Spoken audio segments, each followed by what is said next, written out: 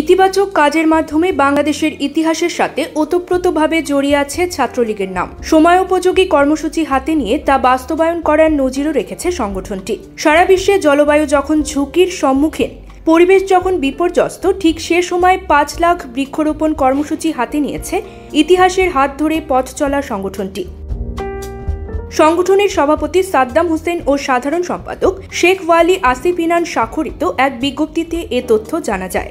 ২১ April থেকে ৩০ April ১০ দিন ব্যাপী সারা দেশে এ কর্মসূচি বাস্তবায়নের নির্দেশনা দিয়েছে তারা জানায়, জলবায়ু পরিবর্তনজনিত যে কোনো সংকট থেকে সমাধানের উপায় বৃক্ষরোপণ। পরিবেশ দিবস ২০২৪কে কেন্দ্র করে বাংলাদেশ ছাত্রলীগ ১ কোটি বৃক্ষরোপণ করে গিনেস বুক অফ ওয়ার্ল্ড রেকর্ডসে অন্তর্ভুক্তির পরিকল্পনা করেছে। তাপমাত্রা সহনীয় করতে ১০ দিনে ৫ লাখ বৃক্ষরোপণ করা হবে। নিউজ ডেস্ক, সংবাদ পরিক্রমা।